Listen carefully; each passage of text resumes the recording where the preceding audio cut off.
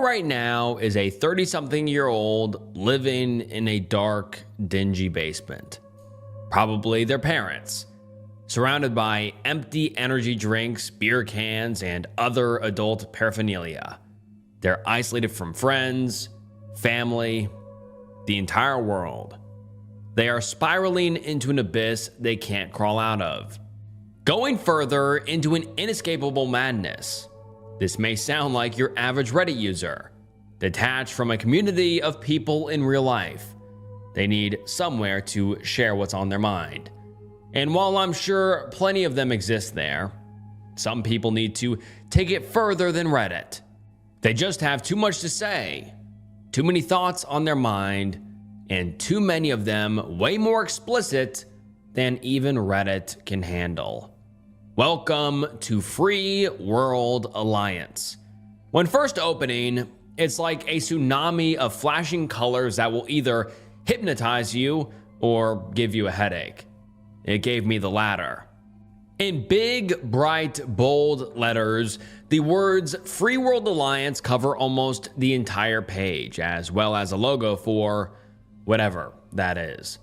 It seems vague and doesn't give any impressions of anything wrong or creepy, but just a quick scroll down and whatever you thought Free World Alliance meant quickly disappears. What was already a wall of colors and shapes becomes even more chaotic as the page is packed to the brim with what looks like one long run-on sentence that someone vomited into a journal. But instead of a private notebook, they bought a domain and made it available for anyone to see. That is, if you can read it. The moving rainbows are still flashing in the background, and the wall of text being written in white doesn't make it any easier to read. Once I can make out what it says, I quickly realize that it makes no sense. But besides that, the language is vile. I can't share a lot of it because it's honestly too explicit, but some lines that aren't so terrible and worth sharing are: Americans are all maggot-ridden freaks since they are born. Within days to weeks to months, degenerate into total zombies. Or, a toddler keeps their fingers and toe muscles and has to be put in a rubber toddler suit, with everything else being the same as the babies. And that's just half of it. A lot of it is very intimate in nature, especially about women. There's no clear message or point, but it's all very objectifying and just gross. And then along with that is a lot of talk about babies, but obviously not in a cute or wholesome way, but rather about how they're zombies, that they need to be hurt or changed in some ways. The whole thing is creepy as hell, and it only gets worse. The more I look at it, the more this world opens up. I see the same type of language that pops up, and a lot of words are repeated over and over again. Like they talk a lot about pixies, lure girls, zombies, and denizens. It's like they're creating their own fantasy world with mythical creatures that they've created. But there's nothing whimsical about this. It just gets alarmingly more deranged. Not surprisingly, a lot of it revolves around extreme conspiracy theories, like the Illuminati. But even with the parts on that, it goes beyond what an average conspiracy theorist believes in. On one page it says, Supreme Magic Spellbook, first in both text and pictures. For magic, magic book, Scientology, and Illuminati not even showing up at all. Even if you're lying about it, Google, you shouldn't be lying about it even if you think it's going to help. It's not. All it causes is dyskinesia and disconnection from reality. Stop helping them produce zombies like the news always does. I mean, that's just light work for Free World Alliance. Moving on from the rambling gibberish on the Illuminati, the government, and zombies, there's also multiple sections that include images of German hate symbols with headers above it that say, Flag of the Free World Alliance. It does look like the symbol is flipped and not the original symbol that the Germans used, but that doesn't really decrease how disturbing it is, especially when I scroll down a little more and see multiple sections where they've uploaded pictures of state laws on intimacy between an adult and someone who is not an adult. Their commentary on that is pure anger. I can't even say what they wrote because they mentioned the word that sounds like grape probably 10 times in just one paragraph. But basically, they're extremely upset that it's illegal to engage in that. And that's just one section. I searched up that word and it comes up 45 times on that site. And each piece with it just gets more offensive than the last. Now, clearly, whoever created the Free World Alliance is much less than stable.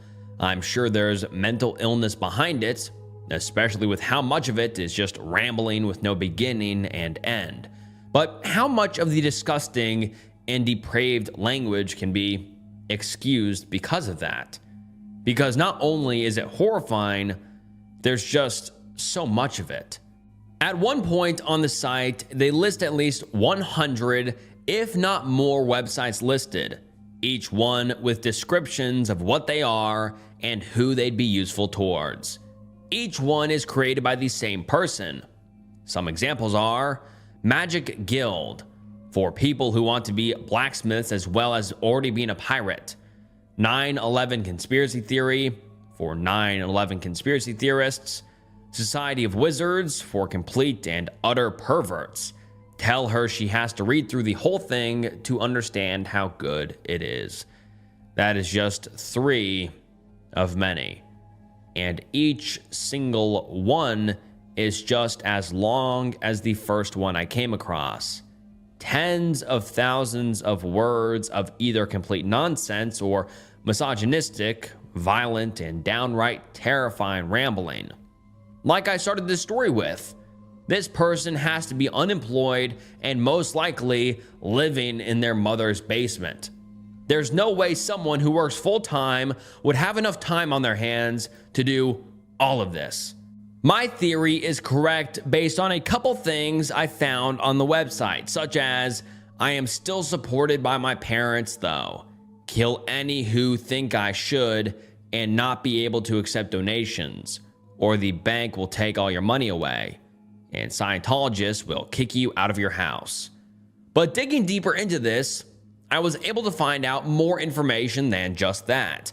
More details on who is behind the Free World Alliance and its insanity. In the section where they go into each website, one line says, "For parts of my life story, Pinnacle of the Dragon data." Upon clicking that link, I'm brought to a site where I'm first met with a huge star-shaped symbol that is recurring on the other sites as well. Below that it says, Pinnacle of the Draco data. Pindar is Allah Erawa Viakad. I'm not sure if he's referring to the ancient Greek poet when he says Pindar, but obviously, whoever this is not him.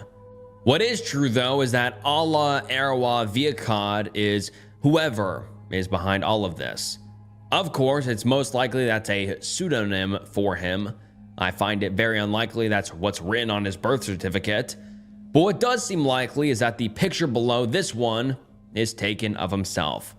Along with the photo, he gives a long list of descriptions of himself, such as personality, always likes to be supreme, but will always stand corrected honestly and maintain power, referencing past successes and, if necessary, future prophecy and eternal angelic expectations of Allah's eternal power, which was never really contested by pixies or archangels.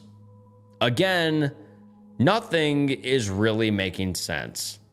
That doesn't give me an accurate picture of who he is, other than most likely suffering from a mental illness, which is not breaking news. But scroll down a little more, and something shifts. There's a change. It's subtle, but it's there. Under a header that says, "A short story about me, Allah," there's a long, extensive couple of paragraphs. But this time, it's coherent, and it actually makes sense. We can actually get an idea of who this is. It reads, in fall 2003, when I was a freshman in college, actually born April 1st, 1985 AD, I did not believe in any of this conspiracy nonsense until I was near the end of an infamous video game called Deus Ex. There, the primary characters, explain how the 20th century was ruled by corporations, governments, and international organizations. I thought deeply on these lines, realizing that if one organization had control of enough power, then it would be able to effectively rule the world in secret. I first looked up Majestic 12 Conspiracy, the faction in the game with the most power. I found only links to Deus Ex. However, when I looked up Illuminati Conspiracy, I felt sick to my stomach because of how many links it brought up on Google. That is when my search for truth about the world around me began. I became a conspiracy theorist addict, but I wasn't quite sure if it was real. I began to follow links to websites with luminous knowledge. Alice Bailey began to convert me into Luciferianism as I read about how the snake in the Garden of Eden was good for freeing us from our bondage to a false paradise of ignorance. The Illuminati were in resonance with me about their hatred of false religions like the Catholic Church. For a while, I thought the Illuminati were good and fighting evil, but not yet in control of the world. I kept on stumbling over conspiracy theories about 9/11, but at the time it seemed ludicrous that the government would attack their own people. After a while, I finally began to nurture the possibility that 9/11 was caused by the government. So I went to the easiest and quickest source of information on the subject, Amazon book reviews. Again, my stomach sank as I saw 4.5-star reviews for almost all of the 9/11 conspiracy theorist books. I finally began to investigate that. Soon after, it became real to me who caused 9/11. The Illuminati ruled the world, and they were evil. I didn't even tell my family that winter break. I did not want to make the horrors of this world real to them yet. I started following down a dark path of searching for the answer of who controlled the Illuminati. For a long time, I thought that evil reptilians ruled the world. Throughout this time, I was also studying the occult in the Book of the Law, trying desperately to unravel the mysteries of the everything I knew to exist.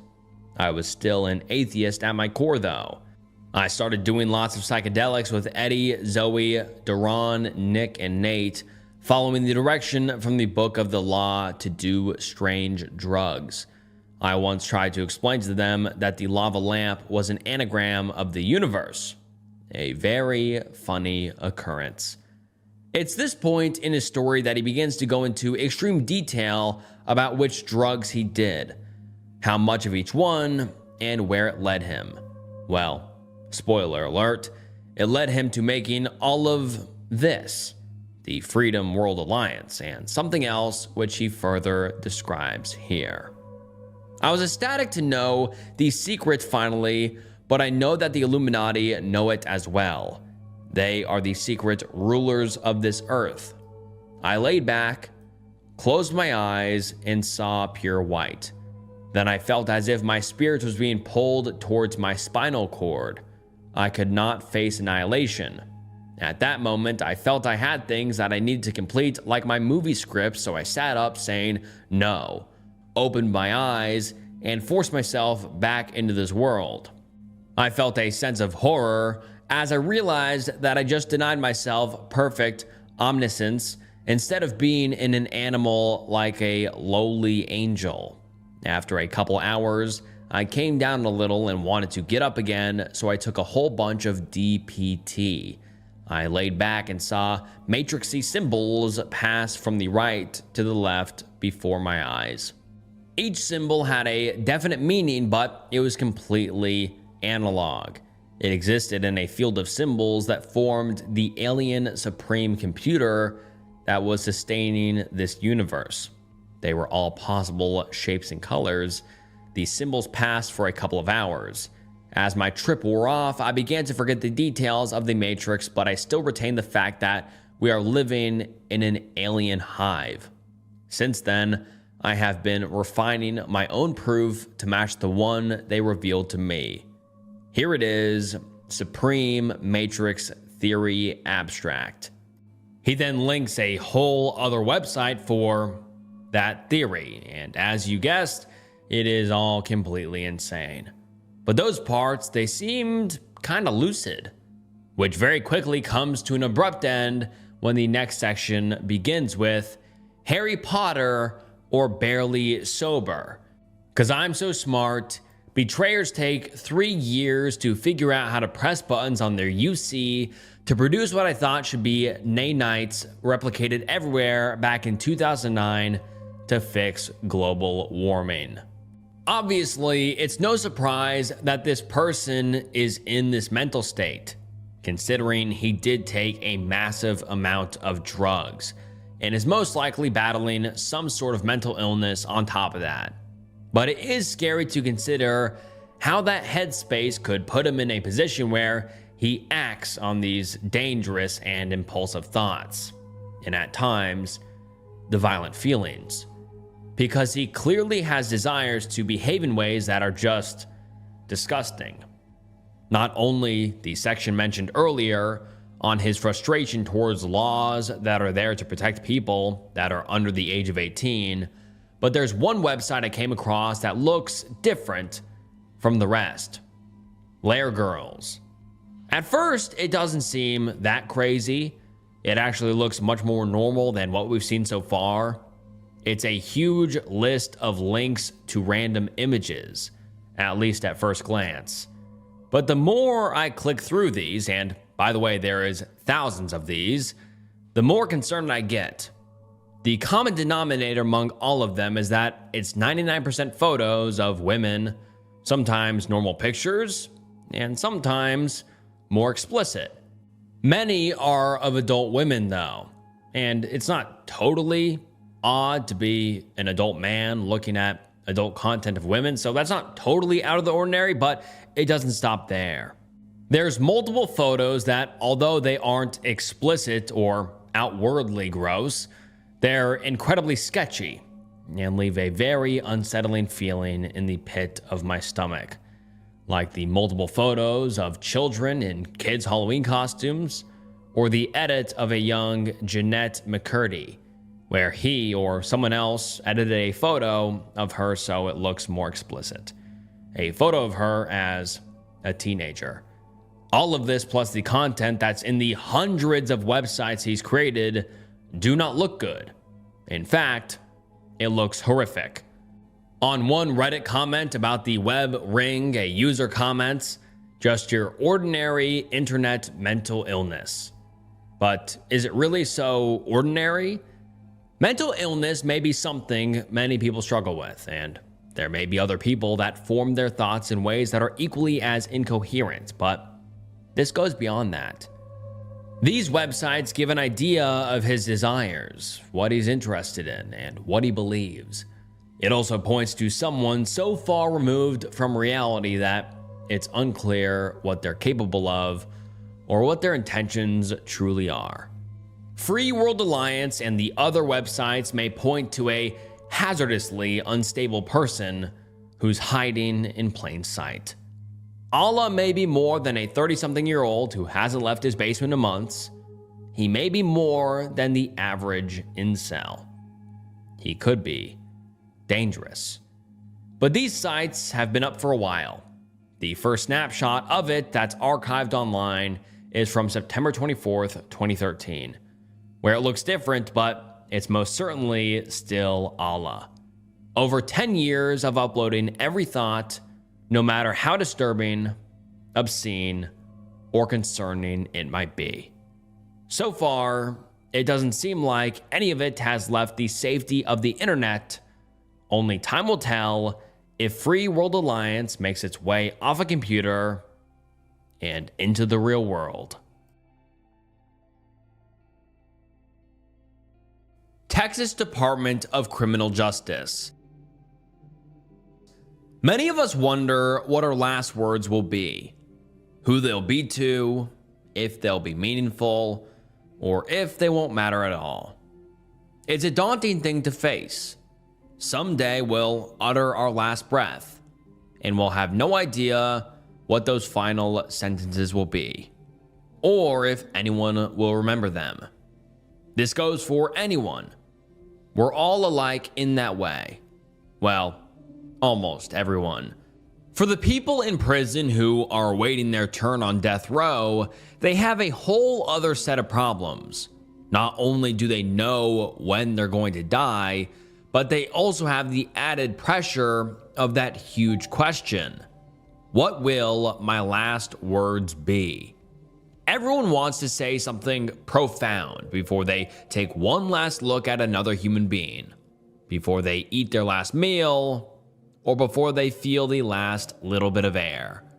These last thoughts, the last words, and sometimes the last cries for help all have a place to live forever on the Texas Department of Criminal Justice's website. Here they've listed 600 last statements of inmates who were on death row in the state of Texas. Scrolling through the list, it's like walking around a cemetery. Masses and masses of people who all lived out their final moments in such similar ways. Though their lives each took different paths, and the reason for their incarceration was different for everyone, this one thing remained the same. They knew exactly when their last moment will be. They knew they had one last chance to say anything they wanted, or anything they needed to. Like Sean Derek O'Brien. In June of 1993, Sean and 5 other members of the Black and White gang kidnapped and murdered 2 teenage girls. The crime was brutal and horrific. These 2 girls, Jennifer Ertman and Elizabeth Penna, were only 15 and 16 years old when they were attacked in such gruesome ways. It's understandable that the family's victims were enraged and inconsolable. Their precious babies had been ripped away from them. Both girls' fathers had this to say about Sean, his friends, and their upcoming sentence. I hope the son of a bitch rots in hell. He deserves it.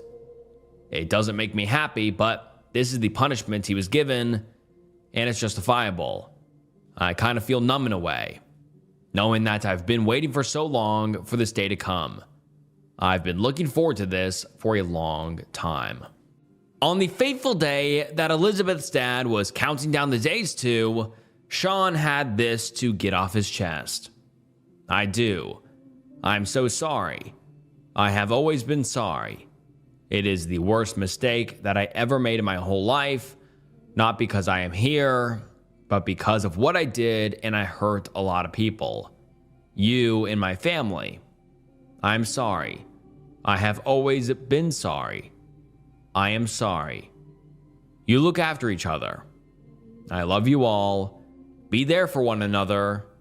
All right, but I am sorry. Very sorry.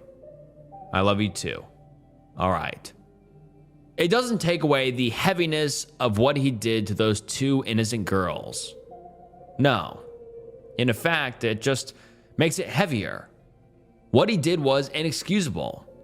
But reading through the last thoughts that ran through his head as he faced his death is still jarring.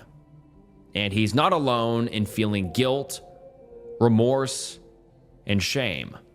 There's so many of these last statements that are filled with the same emotions, like Humberto Leal's last statement, which reads as follows.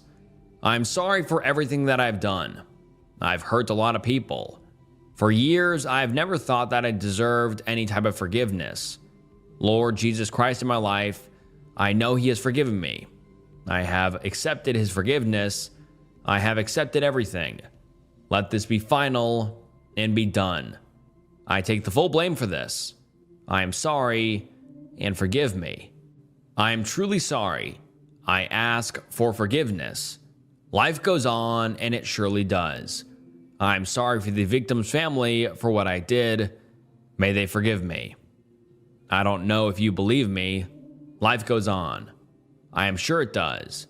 To the man to the right of me, I ask for forgiveness for you. Life goes on. It surely does. I ask for forgiveness. I am truly sorry. That is all. Let's get this show on the road. One more thing. Viva Mexico. Viva Mexico. And Anthony Allen Shores. I'd like to take a moment to say I'm sorry. No amount of words could ever undo what I've done. To the family of my victims, I wish I could undo that past. It is what it is. God bless all of you. I will die with a clear conscience. I made my peace. There is no others. I would like to wish a happy birthday to Barbara Carroll. Today is her birthday. I would like to especially thank those that have helped me. You know who you are. God bless everybody until we meet again. I'm ready, Warden. But then I take a look at the other part of the website on what these inmates did and which crimes they committed. Humberto Leal was convicted on May 21st, 1994 of the abduction and murder of a 16-year-old girl in San Antonio.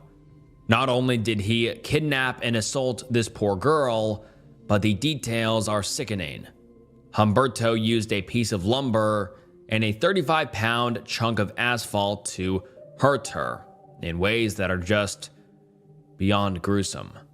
Now for Anthony Allen Shore, his case is no better. In some ways, it's even worse. On September 26, 1986, Anthony kidnapped a 15-year-old girl named Lori Tremblay, who was walking home from school when she was taken. He attempted to assault her and then followed that with strangulation until she sadly passed away. If that doesn't sound brutal enough, Anthony continued to basically do the same thing to 4 other girls, one of them being just 9 years old, all with strangulation. In fact, after Laura, he began to use a tourniquet with either a toothbrush or bamboo stick to tighten it. Why? Because in his words, I hurt my finger while murdering Tremblay. This granted him the legacy of the tourniquet killer. A legacy that ended with the words, God bless everybody until we meet again. I'm ready, Warden. I don't know what's more disturbing. Reading someone's last words or knowing that those words were uttered by someone so evil, so despicable, so sinister, that they leave the world with a clean conscience after committing such monstrous and heinous crimes. But these delusional and quite honestly full of apologies and remorseful statements are not unique to Humberto and Anthony. Hundreds of them all sound the same. And each time I click on what they did to be there in the first place, and more often than not, it's something so atrocious, it makes my stomach turn. It's not everyone though. There are others throughout the site that are different, less remorseful, but more so angry, and in some ways, even more haunting. Such as with the case Douglas Feldman. Douglas was arrested on September 22nd, 1999, after he had been cut off by a driver of an 18-wheeler. And instead of going about his day, he proceeded to pull up next to the truck and shoot him. 46 minutes passed after that incident, and Douglas had yet to calm down. He was still enraged, and now that the truck driver was gone, he had nowhere else to put all of his anger. At the same time, Nicholas Valquez, another truck driver, was at a gas station filling up his tank, truly just minding his own business, living his life as normal. I don't know if it was the fact that he was a truck driver or it was just the first person he saw when he pulled into the station. But Douglas decided in his blinding rage that he was to shoot Nicholas as well. Clearly, Douglas is unwell, because all of this wasn't just a spur-of-the-moment thing he did, caused by such an immense road rage that he couldn't contain himself. This was who Douglas was. After the fact, he wrote 81 letters to a former girlfriend, and in one of them he says, "It feels wonderful to cause their death and to watch their pain. God forbid I ever had my finger on the button to launch a nuclear explosive device, because I guarantee that I would wipe as many of these bastards off the face of the planet as I'm able." But this insanity did not result in a ridiculous apology and asking for forgiveness. No. Douglas leaned further into his craziness when asked to give a last statement. He says, "I hereby declare Robert Stephen Everett and Nicholas Valaquez guilty of crimes against me, Douglas Allen Feldman. Either by fact or by proxy, I find them both guilty. I hereby sentence both of them to death, which I carried out in August 1998. As of that time, the state of Texas has been holding me illegally in confinement and by force for 15 years. I hereby protest my pending execution and demand immediate relief." After his statement, and as he awaited his fate, his energy was incredibly nervous. His feet twitched under the sheet. He seemed to flinch as the drug entered his system, and then nothing. He finished his life without even a single trace of regret for the harm that he had caused. No guilt, only a fantasy that actually, the people he murdered in cold blood had done him wrong. And that in the next 60 seconds, the warden would stop the whole thing and let him free. Of course, he was wrong. Most of these inmates are. Most have done horrible things. And while it can be argued whether death is really the right thing to do, it's not like they deserve a happy and peaceful life free of any consequence. But that's most. Because of course the judicial system is flawed, and there are statements that really make me question if it has failed some of these inmates in such a tragic and irreversible way. This statement from Cameron Todd Williamham says, "Yeah, the only statement I want to make is that I'm an innocent man, convicted of a crime I did not commit. I've been persecuted for 12 years for something I did not do. From God's dust I came, and to dust I will return. So the earth shall become my throne. I gotta go. Road dog. I love you, Gabby." And another one from Gary Graham. "I would like to say that I did not kill Bobby Lambert, that I'm an innocent black man that is being murdered. This is a lynching that is happening in America tonight. There's overwhelming and compelling evidence of my defense that has never been heard in any court of America. What is happening here is an outrage for any civilized country to anybody anywhere to look at what's happening here is wrong." But then there's the last statement of Terry Edwards. This one stood out for some reason, but it's short and chilling. "Yes, I made peace with God. I hope y'all make peace with this." That last sentence is filled with contempt. It's bleeding with frustration at the way his life is being handled, the way it's being ended, with no way for him to prevent it. He hopes the people watching this feel ashamed, guilty. He hopes they repent. Because Terry claimed, until the day he died, that he did not do what put him on death row. What's in his file is that he and his cousin robbed a restaurant and murdered 2 employees in the process, and Terry was the one that pulled the trigger. But according to Terry, what's on record is not what happened. He never admitted to being the gunman and insisted his cousin was behind it. His cousin, who did have a history of violent crime, something that Terry did not. That wasn't his only argument, though. The problem with the conviction began when the first forensic analysis came back with no evidence that suggested Terry had gunpowder residue on his hand. But with a further cross-examination, the analyst pretty much changed her mind. She said that one chemical was found that could have been from the gun, and Terry probably wiped away the other 2 or 3 elements that are usually found in a case like this, which was looked into by a former FBI agent who called bullshit. He said that made no sense scientifically, that there was no way Terry could have wiped away only 1 or 2 of the particles that would have proven him guilty. Besides that, the entire case was sketchy. The defense attorney had been involved in 3 other cases where the defendants were exonerated due to misconduct, including cases from the same forensic analyst that was handling Terry's case. These people were not reliable or competent at their job. Clearly. The even more pressing problem in Terry's mind was that his jury had been made up of all white people, creating racial discrimination. All of this combined, he wanted a stay of execution. He wanted the court to properly investigate this because he knew that he was innocent of the murder that would put him in that seat. But his cries and pleas were denied. Just 1 week before the execution, the attorney's office blocked him with any resources that were created for people in cases where the validity was questioned.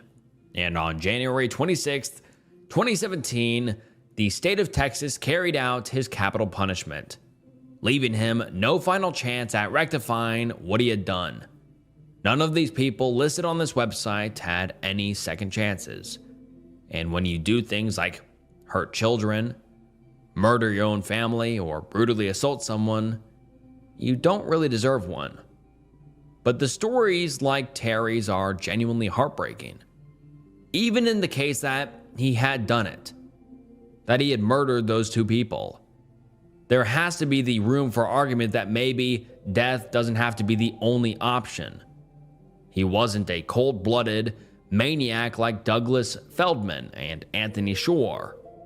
Maybe it was a mistake, brought about by pressure from his cousin, something that he'll feel incredibly remorseful about the rest of his life. But that's impossible when it was cut short without even a second thought. Now his picture, his statement, and a final date will be listed forever on the Department of Criminal Justice's website, alongside the worst of the worst, true murderers, and evil monsters. They all died in the same chair, and they'll live forever on the same dark corner of the internet.